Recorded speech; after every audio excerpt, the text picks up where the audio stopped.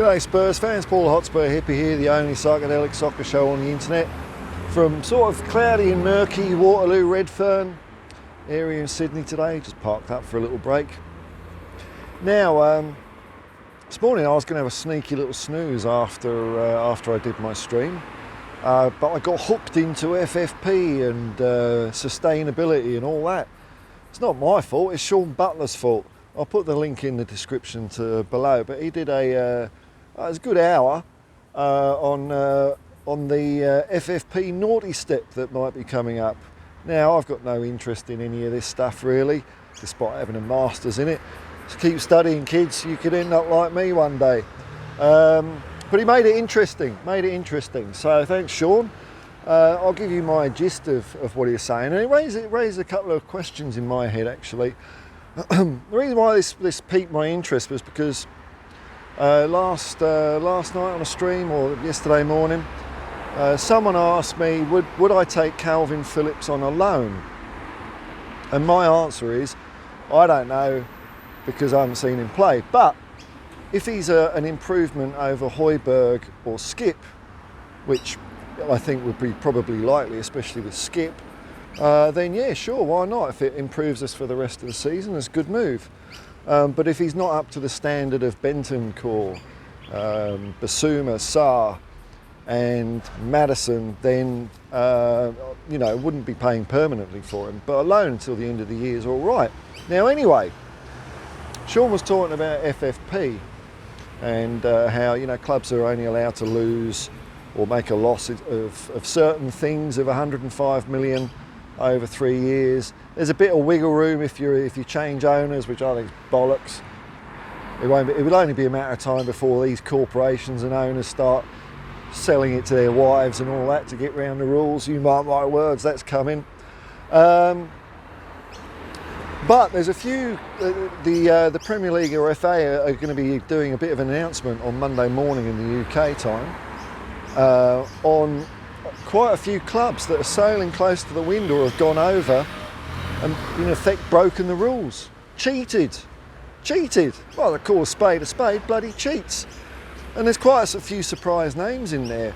I'd heard already that Newcastle and Arsenal are right up against it. They can't buy players unless they sell players first. But there's a few names I wasn't expecting in there, like Aston Villa. Nottingham Forest was another one.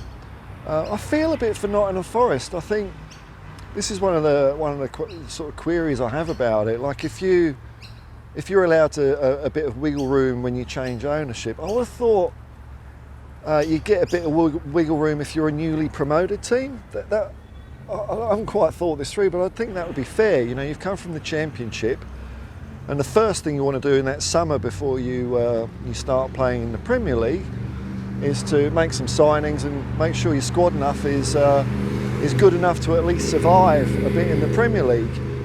And if you're a smaller club, like a Sheffield United, I suppose. I don't know what Luton's ownership structure is like, but I suppose they're a small club, small ground, small revenue perhaps. Then if you're stuck to these same rules, how can you quite get that far? So I'd be in favour of a bit of wiggle room for newly promoted teams to give them a bit of a chance of staying up. Maybe that's possibly not fair on the teams that could get relegated out of the Premier League, those teams aside. But because of this, Sean's hypothesis, which I think makes smart sense, is that, okay, we've done some good business this January transfer window, but anything else really, you want to be thinking about doing a loan. Because come the summer, or even maybe later on in January, there might be some fire sales going on. These teams might be, flogging off players to, balance the books a little bit as far as FFP and sustainability go. So there could be some real bargains coming up towards the end of the window or even in the summer. And it's like a double bubble, this, because not only do these teams have to, flog these players off, but the number of teams that actually buy them is pretty limited. And who's up there that can, spin like a drunken sailor? Little old Tottenham Hotspur. Probably the greatest football team the world has ever seen. Not probably, what am I talking about? So that's quite interesting. Could be pretty juicy times ahead for Tottenham. Now the weird thing that's going to happen with this, and my memory, I was trying to have a bit of a doze, but bloody Sean kept me awake, the sod. I mean, fucking hell, he made finance sound easy. How'd you do that? Is that the way the process works is that they'll get there's some sort of announcement of the ones that are in a bit of trouble, in a spot of bother on Monday, and then in April, then they're going to come down with the hammer, or there's an appeal process or something like that. But anyway, the final decision of, because we're talking about probably, I wouldn't assume it's just financial penalties here. I think we're talking about points deductions. Everton are in the naughty list as well. The actual if I remember rightly, the actual final decision is after the final day of the Premier League season, which I think that is. I mean, come on, Premier League, surely you can get your arse into gear quicker than that. I don't want a situation where we've got a football competitive sporting season and then we've got to wait for all the bean counters and lawyers to get, pull their fingers out, and which might change who is where in the table, who gets European qualification, even who is champion or who is relegated. That will all potentially happen after the final whistle of the final game, which it just strikes me as being totally, not football to me. I don't know why it has to take so long. But that aside, this could be really good news for Tottenham. We're in pretty good stead here. So why would you buy a player now, say from Chelsea, who might be in a bit of trouble? Buy Conor Gallagher for 50 million or whatever, which is going to help Chelsea avoid a bit of trouble later on. You just hang around a bit like a vulture, circling, or a cockerel maybe, and just pick bits off the carcass of these rotten, dirty, cheating clubs. Anyway, I find that interesting. I'll put a link in it below. Thanks, Sean. Now on to team news, or a little bit of team news that I saw about the Manchester United game. Now, there were a few rumours going around, a few scurrilous rumours that were brought to my attention in my morning stream, that Kulusevski has got a cold or something and might not be playing.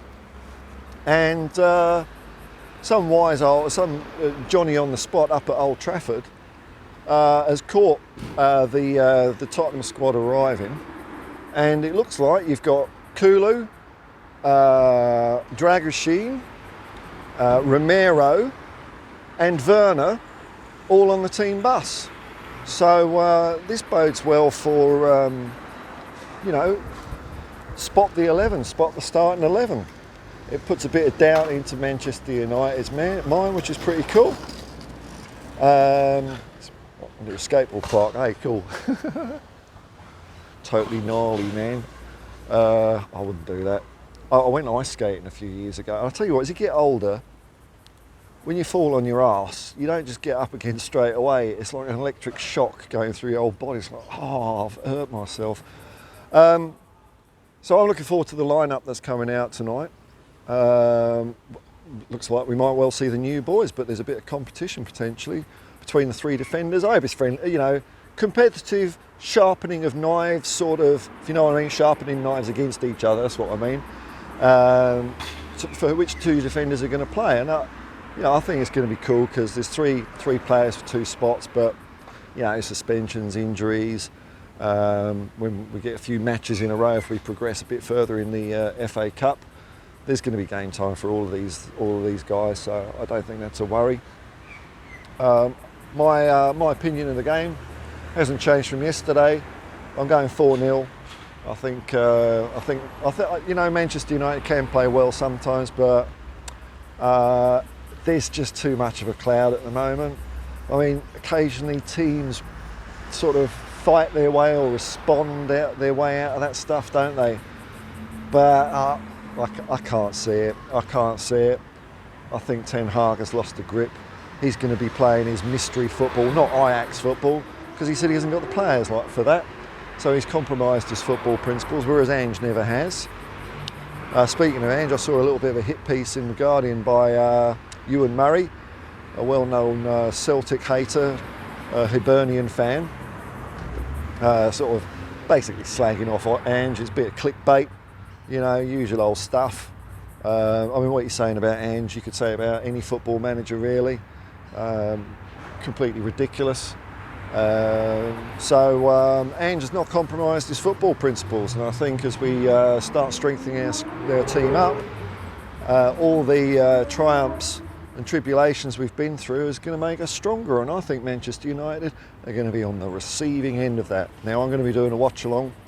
The kick-off is at 3:30 a.m. I've already scheduled it, so if you look on my channel you can see what time I'm starting. I'm going to start half an hour beforehand, so we can go through the team lineups and a bit of old waffle before we get cracking. So I'll see you then, folks. I'm really looking forward to that, and I think it's good. I'm really looking forward to the game. I think it's going to be super exciting. I think we're going to win, and I think we're going to win handsomely. And we're going to start our march up the table. We've got to keep our eyes on Manchester City, who came back and won against Newcastle. So we don't want to start losing sight of these people. A win would be a good result. And then we've got a little break before we smash Man City anyway. And whenever we beat a team, of course, they lose their next 2 games. So that's the way we're going to tackle our assault in the Premier League. We'll beat Manchester City in the FA Cup, and then they're going to drop the next 6 points. So that's them out of the way. Anyway, until later, folks. Peace and love, man, and come on, you Spurs.